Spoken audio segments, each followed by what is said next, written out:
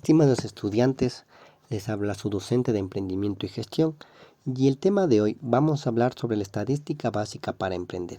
Para ello es muy importante saber que la estadística para los emprendedores es de suma importancia, se basa principalmente en su valor para la toma correcta de decisiones, puesto a su vez que permite conocer las principales propiedades de los objetos y datos que se pueden observar.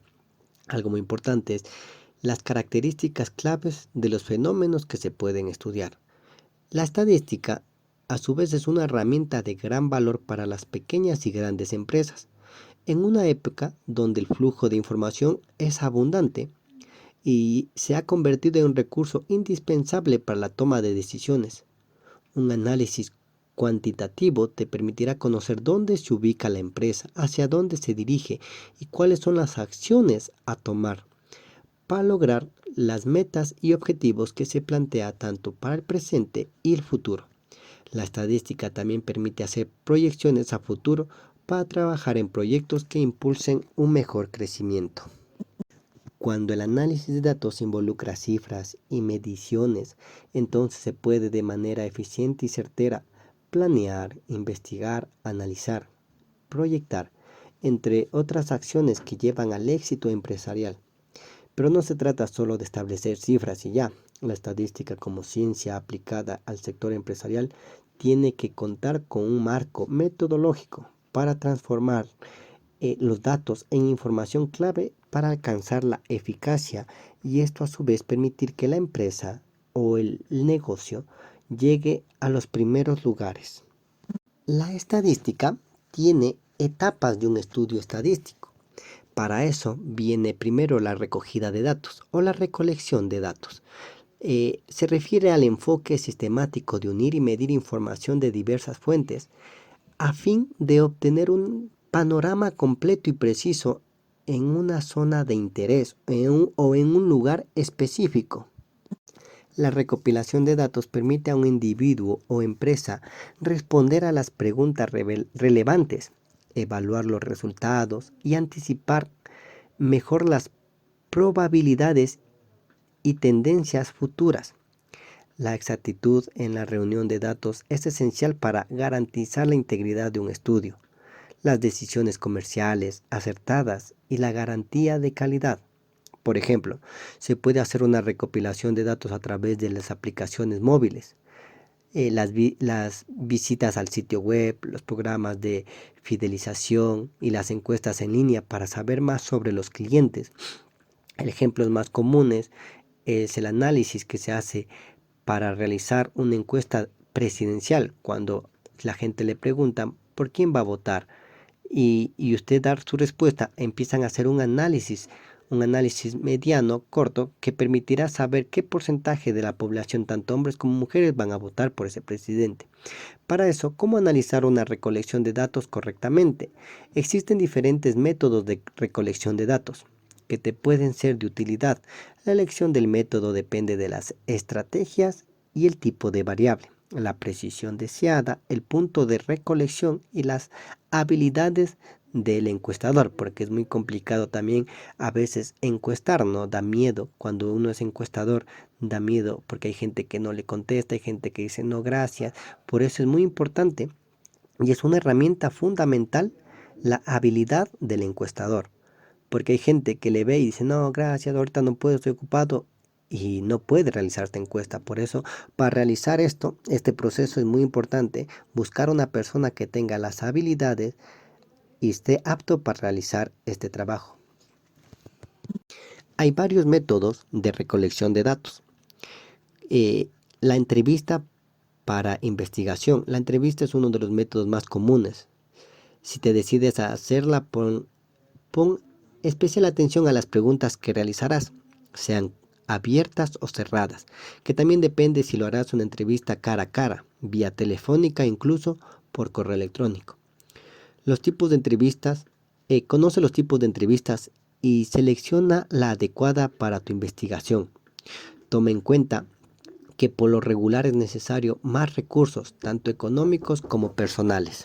Para esto es muy importante conocer el comportamiento del consumidor, a la persona que va a ser entrevistada. Es de gran importancia al momento de analizar cómo han cambiado los hábitos de consumo. Luego vienen las entrevistas telefónicas. En la recogida de datos es muy importante la entrevista también telefónica, cual permite que los investigadores recolecten más información a una menor cantidad de tiempo y ahorran el gasto como el traslado, los materiales, las encuestas, el solazo, el hambre, ya que solo desde el teléfono usted puede realizar estas encuestas. Una ventaja de esta herramienta es que los participantes se sientan más confiados al momento de contestar, porque no están siendo observados. Lo que en cambio cuando se hace una entrevista cara a cara, la persona se puede poner nerviosa. Listo. Luego viene lo que es la ordenación, en el cual nosotros cogemos los datos que hemos recogido y empezamos una clasificación. Empezamos a poner, sea por año, edad, curso, de acuerdo a la encuesta que se esté realizando o a los objetivos o capacidades que se esté analizando en ese momento. Es de suma importancia tener una ordenación muy clara, muy específica, para que al momento de realizar la tabulación no haya errores y por tanto el encuestador no se pierda o no se equivoque cuando realice el proceso de tabulación, que ya hablaremos después. Es por eso que la ordenación de los resultados recogidos tienen un aspecto muy importante, ya que esto permitirá de mejor manera una claridad de la encuesta que se ha realizado, si ha sido factible o no ha sido factible. Luego viene la tabulación. A la hora de recopilar datos, es importante el proceso de recolección de los mismos como su posterior tratamiento para poder sacarles el máximo provecho y realizar el análisis certero que correspondan adecuadamente a los objetivos que se buscan. Para conseguir la tabulación de la información puede ser fundamental conocer en qué consiste la tabulación de los datos o cómo hacerlo correctamente. Puede resultar de gran ayuda a la hora de realizar, por ejemplo, un extenso estudio sobre nuestra competencia de los gastos o intereses de nuestros consumidores o las oportunidades de negocio de entre los determinados sectores. La información es poder, pero de nada sirve contar con una gran cantidad de datos si estos no están ordenados y estructurados de manera adecuada. Por eso era muy importante la ordenación, de tal forma que permite su análisis y un estudio para utilizarlo como herramienta fundamental para nuestras estrategias o toma de decisiones. ¿Pero qué es tabular información? El proceso de tabulación de la información consiste en realizar una tabla con un cuadro con los resultados obtenidos tras la recopilación de datos. Consiste, por tanto, en presentar los datos estadísticos en forma de tablas o cuadros con el objetivo de que resulte sencillo leer y comprender. Gracias a la tabulación de información se facilita de manera considerable la comprensión y el análisis y la interpretación de los datos para poder llevar a cabo comparaciones y llegar de esta manera a conclusiones válidas, conclusiones certeras.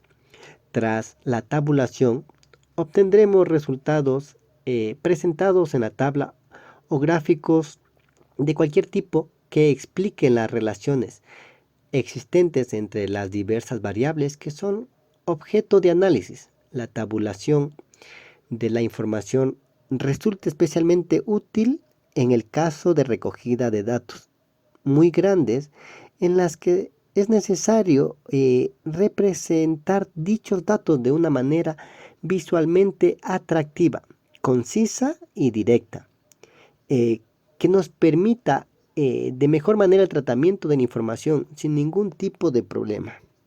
Las tablas en las que se recopilan, se organizan y concentran los datos en base a la determinada idea o hipótesis suelen contar con las siguientes partes. El título de tabla. Es recomendable que sea breve, conciso y claro. Para esta manera tener claro de qué se está hablando en esa tabla o de qué se está analizando en la misma. El contenido de la tabla se compone de los encabezamientos o títulos de cada variable o columna, las columnas matriz y las columnas de los parámetros.